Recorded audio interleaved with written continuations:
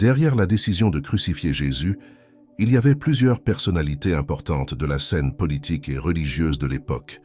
Ces personnes ont pris des décisions qui ont abouti à un événement historique, sans se rendre compte qu'elles étaient sur le point d'assister à l'un des événements les plus importants au monde, la crucifixion de Jésus.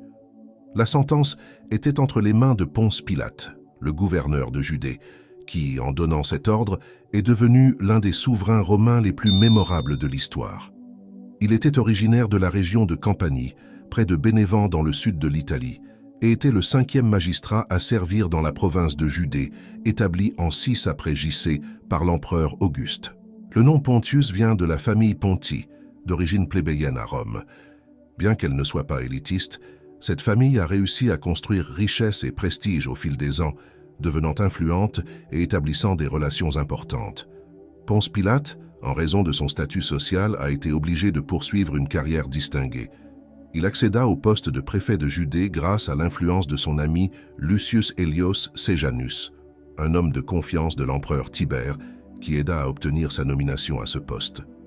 La science a pu confirmer l'existence de Ponce Pilate en tant que personnage historique en validant ce qui est rapporté à son sujet dans les 4 évangiles.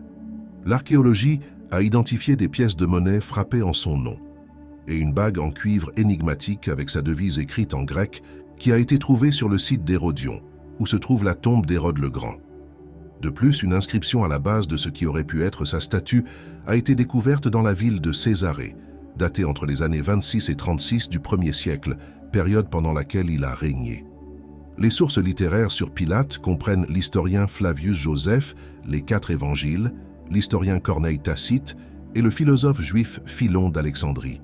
Philon décrit Pilate comme un homme inflexible, têtu et très cruel, qui, dès le début de son mandat, a commis des actes de provocation contre le peuple juif. Selon le Credo, l'une des prières de foi les plus importantes de l'Église catholique, Jésus-Christ a souffert sous la puissance de Ponce Pilate, a été crucifié, est mort et a été enterré. De cette façon, Pilate est mentionné directement dans cette prière traditionnelle. Aujourd'hui, nous allons percer les mystères de ce qui est arrivé à Ponce Pilate jusqu'à sa mort tragique, après avoir autorisé l'exécution de Jésus sur la croix romaine. Comment s'est déroulée la mort douloureuse de Ponce Pilate? Avant de continuer, n'oubliez pas de vous abonner à notre chaîne, de laisser un like et d'activer les notifications pour ne pas manquer nos prochaines vidéos. Dans les moments qui précèdent la mort de Pilate, 3 événements révèlent l'indifférence du gouverneur à l'égard de la vie et des croyances des Juifs sous son règne. Ces actions, parmi d'autres, ont conduit plusieurs auteurs classiques à le dépeindre comme un antisémite résolu qui affichait de la haine et du mépris pour le peuple juif. Il convient de rappeler que la Judée n'était pas une région facile à gouverner, étant considérée par les Romains comme habitée par des barbares et très conflictuelle. La mission principale de Pilate en tant que gouverneur était d'administrer, de collecter les impôts et de maintenir l'ordre dans une province sujette au conflit en raison des croyances théologiques des habitants et du choc entre la culture romaine et les coutumes juives. Au début de son mandat, Pilate a fait sensation lorsqu'il a pris l'une de ses premières décisions. Il déplaça son armée en hiver, portant des bannières à l'effigie de l'empereur Tibère, de la capitale Césarée de Maritima à Jérusalem, entrant de nuit. Cela défiait délibérément l'interdiction juive de représenter des figures humaines, en particulier celle de l'empereur. À l'aube, les habitants de Jérusalem ont protesté bruyamment lorsqu'ils ont vu les images à la résidence du maire. Après 6 jours de protestations persistantes, Pilate rallia les Juifs rebelles dans le stade de Césarée, où son armée était prête à se tenir prête avec des épées dégainées. Cependant, les Juifs, au lieu d'être intimidés, se jetèrent par terre, défiant les soldats. Ils étaient prêts à mourir la gorge tranchée par les Romains plutôt que de permettre aux images de Tibère de rester dans la ville. Finalement, Pilate dut admettre sa défaite et céder aux exigences de la communauté juive. Une autre confrontation frappante se produisit lorsque le gouverneur insista pour accrocher des boucliers dorés dans sa résidence avec une inscription à Tibère. Face au refus de Pilate de les enlever, les Juifs firent appel à l'empereur, qui ordonna que les boucliers soient placés dans le temple d'Auguste à Césarée Maritima. Pilate a également introduit des divinités païennes dans les pièces, ce qu'aucun de ses prédécesseurs n'avait fait, provoquant un fort rejet parmi le peuple en raison du manque de respect et de la provocation du gouverneur. À une autre occasion controversée, il décida de financer la construction d'un aqueduc avec des fonds provenant du trésor du Temple de Jérusalem, une décision considérée comme particulièrement offensante puisqu'Auguste avait interdit le détournement de ces ressources sacrées.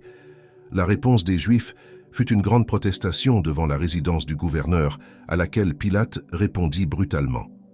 Des soldats armés en civil se sont infiltrés dans la foule et, sur ordre du maire, ont commencé à blesser les manifestants. Selon Joseph et Philon d'Alexandrie, au moins 100 Juifs ont perdu la vie au cours de cet incident. L'historien Flavius Joseph rapporte que la foule, choquée par ce tragique massacre, est restée silencieuse. Avec le sang et la répression, la protestation a été réprimée et Pilate a réussi à construire l'aqueduc. Les 4 évangiles canoniques décrivent les derniers jours de la vie de Jésus, dans lesquels Ponce Pilate joue un rôle antagoniste. L'évangile de Jean offre un récit détaillé de l'avant le romain. C'est dans cet évangile que Pilate pose la question célèbre et philosophique à Jésus: qu'est-ce que la vérité?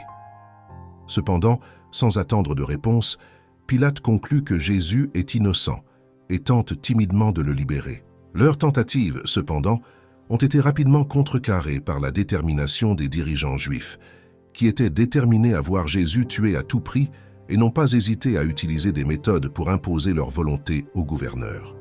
Le procès de Pilate peut être divisé en 2 parties, l'interrogatoire de Jésus et la conclusion de son innocence face aux accusations. Dans Jean chapitre 18, verset 38, Pilate demande à Jésus « Qu'est-ce que la vérité ?» Et concluant qu'il n'a trouvé aucune faute en lui, il essaie de le libérer comme cela est révélé dans Jean chapitre 18, verset 39 et Matthieu chapitre 27, verset 24.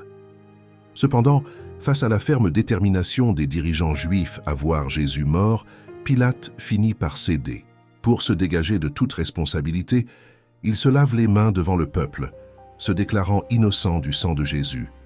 Pilate a donné la priorité à la stabilité et à la paix dans la région, ainsi qu'au maintien de son poste de gouverneur, plutôt qu'à la vie d'un homme qu'il considérait comme innocent.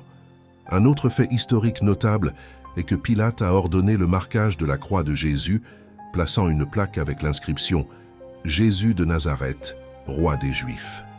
Jean rapporte que la plaque placée par Pilate sur la croix était écrite en 3 langues, hébreu, latin et grec, en référence à la déclaration de Jésus en tant que roi des Juifs et à son annonce d'un royaume. Cela suggère que l'exécution de Jésus a été considérée comme une trahison possible de l'Empire romain, car il n'y avait pas d'autre royaume que Rome. Dans l'évangile de Matthieu, chapitre 27, verset 19, nous trouvons un détail intéressant impliquant Pilate et sa femme. Sa femme, dont le nom selon la tradition était Claudia Procula, a fait un rêve avant les événements liés à la passion de Jésus-Christ. Dans ce rêve, elle se retrouva à demander à son mari, le gouverneur romain, de ne pas condamner Jésus, car elle avait beaucoup souffert en rêve à cause de lui. Ce récit ajoute un aspect intrigant à l'histoire, suggérant que même la femme de Pilate a reconnu l'innocence de Jésus et a souhaité sa libération. Bien que la vie de Claudia Procula en tant qu'épouse de Pilate soit largement inconnue, son intervention en faveur de Jésus est remarquable. Selon Origène d'Alexandrie, Dieu lui a envoyé le rêve comme un message visant à sa conversion et à celle de son mari. Une lettre prétendument attribuée à Pilate et adressée à Hérode mentionne sa femme comme Procula et fait allusion à des visions qu'elle aurait eues, suggérant un Pilate plus repentant. Après la crucifixion de Jésus, les actions impitoyables de Ponce Pilate en tant que gouverneur de Judée se sont poursuivies. En l'an 36 après J.C., un événement notable marqua la fin de son mandat dans la région. En Samarie, un individu appelé le prophète a émergé, appelant les disciples samaritains à gravir le mont Garizim, qui est considéré comme sacré. Pilate interpréta ce mouvement religieux comme une rébellion armée et mobilisa une force militaire composée d'infanterie et de cavalerie. Certaines sources historiques mentionnent 2 groupes d'infanterie et un escadron de cavalerie impliqués dans l'opération. Le résultat a été tragique. Les soldats ont intercepté les pèlerins dans le village, entraînant la mort de beaucoup d'entre eux. En outre, le maire a ordonné l'exécution des dirigeants survivants du mouvement. L'indignation dans toute la province de Judée était intense. Le gouverneur de Syrie, Lucius Vitellius, supérieur de Pilate, l'envoya à Rome pour répondre aux accusations de mauvaise administration dans la province, le remplaçant par un homme nommé Marcellus. Lorsque Pilate arriva finalement à Rome quelques mois plus tard, il avait un peu d'espoir, car Tibère était déjà décédé. Cependant, son successeur, Caligula, déposa rapidement Ponce Pilate. Ce n'était pas tant à cause de leur tolérance ou de leur piété, mais parce que la stabilité dans l'administration des provinces était essentielle à leur exploitation économique efficace. Caligula ordonna l'exil de Pilate en Gaule. La théorie la plus largement acceptée en Occident sur la mort tragique de Ponce Pilate est qu'il s'est suicidé avec sa propre épée peu après son arrivée sur le lieu de l'exil, désolé par sa situation et tourmenté d'avoir donné l'ordre d'exécuter le Fils de Dieu. D'autres sources, telles que les pères de l'Église, Justin Martyr et l'évêque Tertullien, mentionnent l'existence de manuscrits du 1er siècle qui rapportent que Pilate a reçu le témoignage des gardes au tombeau de Jésus qui l'ont ressuscité le dimanche matin. Impressionné par cet événement, Pilate décide d'envoyer à Tibère un récit détaillé de la crucifixion de Jésus. Tibère, apprenant cela, condamna Pilate à mort. Selon ces manuscrits, Pilate a été décapité par l'Empire romain en 39 après JPCC, sous le commandement de Tibère. Claudia Procula, son épouse, est considérée comme une sainte dans l'Église orthodoxe grecque et dans l'Église éthiopienne. Étonnamment, Ponce Pilate, le même qui a ordonné la crucifixion de Jésus, est également considéré comme un saint par l'Église éthiopienne et l'Église copte égyptienne. Sa mort est cataloguée comme celle d'un martyr. Merci de votre attention et puissiez-vous rester sous la grâce de Dieu. À bientôt.